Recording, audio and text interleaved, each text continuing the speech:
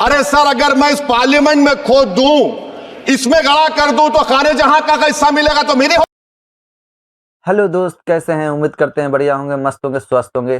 तो ये वीडियो आप देख रहे हैं तो लाइक करें, शेयर करें और बेल आइकन को दबाना ना भूलें, ताकि ऐसी वीडियो आपके पास आती रहेगी। हो जाएगी ये।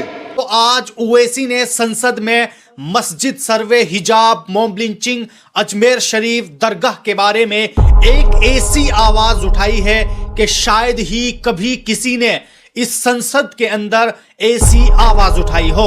आखिरकार दोस्तों, जनाब असदुद्दीन ओवैसी ने आज संसद में खड़े होकर ऐसी क्या आवाज उठाई है, हम खुद जनाब असदुद्दीन ओवैसी की ही जुबानी सुनेंगे। और दोस्तों, यही नहीं बल्कि आज संसद में संभल से एमपी जियाउर रहमान बर्क ने भी संभल के मामले पर एक बड़ी सच्चाई को आज भारत के सामने पेश कर दिया है। आखिरकार वो सच्चाई क्या है, हम खुद संभल के एमपी जनाब जियाउर रहमान बर्क की ही जुबानी सुनेंगे। लेकिन दोस्तों, आइए हम उससे पहले जनाब असदुद्दीन ओवैसी का वो भाषण सुन लेते हैं कि जिसमें जनाब असदुद्दीन ओवैसी ने मस्जिद सर्वे और अजमेर दरगाह शरीफ और मॉब लिंचिंग जैसे मुद्दों पर आवाज उठाई है। तो आइए जनाब असदुद्दीन ओवैसी की ही जुबानी सुनते हैं। Article 25, article 26, article 29, article 30, article 14, article 21, ये 4 बुनियादी राइट्स है आइन में, जिसको हम सामने रखकर मैं आपको बताऊंगा कि क्या वाकई में उन कमजोर तबकात से इंसाफ हुआ।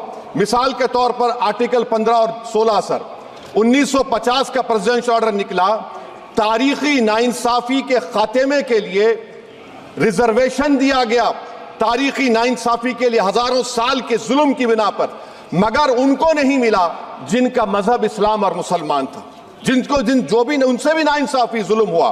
दूसरी बात सर, दूसरी बात, दफा 25 में प्रोफेस कहा गया, आर्टिकल 25 टॉक्स प्रोफेस। सर, आज मेरी बेटियों को गवर्नमेंट के एजुकेशन इदारों में हिजाब पहनने से रोका जा रहा है, तो ये आर्टिकल 25 का प्रोफेस कहां तक कामयाब हुआ, ये अक्लमंद लोगों पर छोड़ता हूं। प्रैक्टिस सर, आर्टिकल 25 में अमल करना। कई रियासतों ने ऐसा कानून बना दिया कि आप ये नहीं खा सकते, आप वो नहीं खा सकते, कैटल स्लॉटर एक्ट का एक्ट बना दिया। आप बताइए कि हरियाणा, राजस्थान में पुलिस की अख्तियारात गौरक्षक को दे दिए और उन अख्तियारात का बेजा इस्तेमाल मॉब लिंचिंग में हुआ। किसका हुआ? एक लड़का था साबिर मलिक बंगाल का, मार के पीट कर मार दिया गया। क्यों? क्योंकि उसने बीफ खाया, बाद में मालूम हुआ नहीं खाया। जुनैद और नसीर को गाटमीका के थे, उनको जिंदा जला दिया गया। सर, फिर प्रोपगेट, आप ये आर्टिकल 25 का 3rd सेक्शन प्रोपगेट, आज आप देख रहे हैं कि मुझसे पूछा जा रहा है कि 500 साल पहले तुम्हारी मस्जिद थी, नहीं थी। ख्वाजा अजमेरी की दरगाह कह रहे नहीं है। अरे सर, अगर मैं इस पार्लियामेंट में खोद दूं, इसमें गड़ा कर दूं, तो खाने जहां का हिस्सा मिलेगा तो मेरी हो जाएगी ये। आप बताइए। अब आप देखिए ये प्रोपगेट क्या हो रहा है। अच्छा, जो तब्दीली मजहब का कानून, तब्दीली मजहब, मैं तब्दील मजहब नहीं कर सकता, सरकार से पूछना पड़ेगा मुझे अपना मजहब बदलने के लिए। अगर अंबेडकर आज जिंदा होते तो बाबा साहब को भी कहते कि आप जाकर परमिशन लो, तब मजहब बदलना पड़ेगा आपको।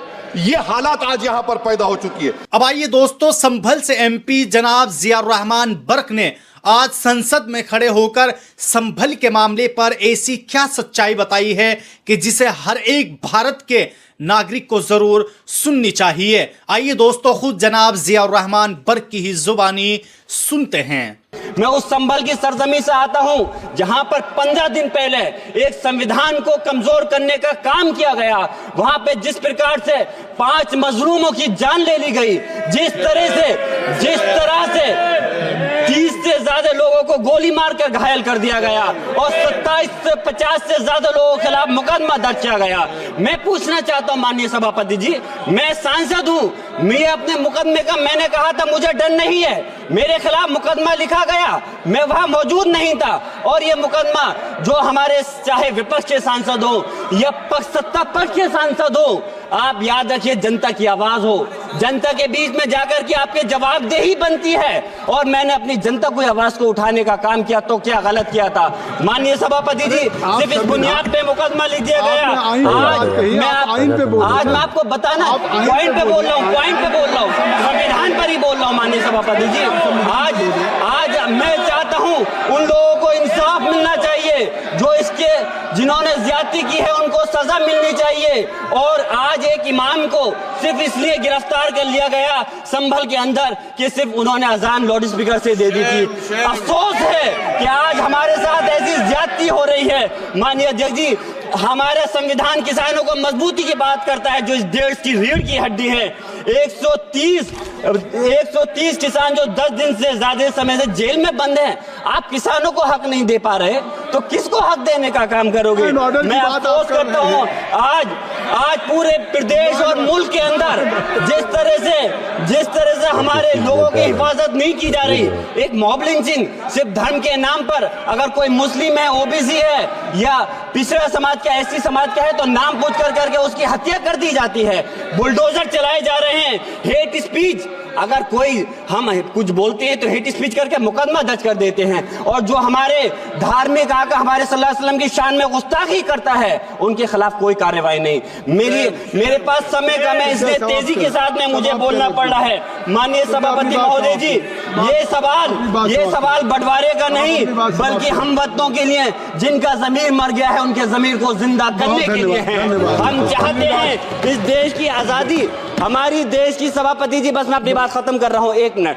हमारी देश की आजादी के लिए मैं ये कोई बंटवारे की बात नहीं कर रहा, लेकिन हमारे मुस्लिम और हिंदू समाज सब लोगों ने मिलकर के इस देश को आजाद कराने का काम किया था। आज उनके साथ ज्यादती क्यों की जा रही है? हम लोग अपने इस मुल्क के अंदर मजबूरी से नहीं रुके, बल्कि हम जो है अपनी मर्जी से रुके थे। हमारी मुल्क को आजाद कराने में हजारों लाखों मुसलमानों ने शहीद हुए थे।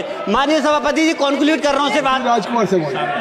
अब आइए दोस्तों, जनाब असदुद्दीन ओवैसी और जनाब जियाउर रहमान बर्क के आज के इस भाषण पर लोगों ने क्या रिएक्शन दिया है उसे भी देख लेते हैं। दोस्तों, हम सबसे पहले बात करें तो चांदनी ने अपने एक्स हैंडल पर जनाब असदुद्दीन ओवैसी के इस भाषण को शेयर करते हुए लिखा है, 540 पर एक अकेला भारी है, पूरे पार्लियामेंट में गूंज उठती है, सिर्फ 5 मिनट बोलने नहीं दिया जाता है इस मर्द मुजाहिद को, नाम है असदुद्दीन ओवैसी।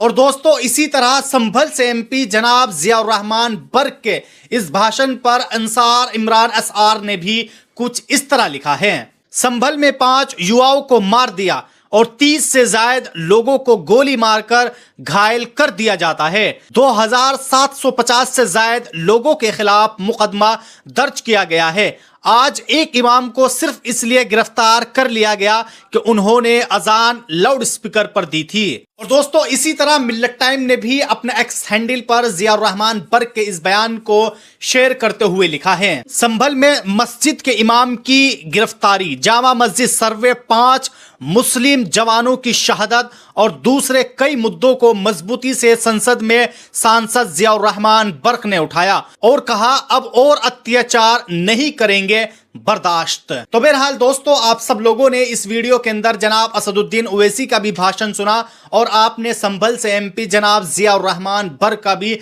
भाषण सुना। आप सब लोग इन दोनों के इन बयानों पर अपनी क्या राय रखते हैं? आप लोग भी हमें कमेंट बॉक्स में जरूर बताएं।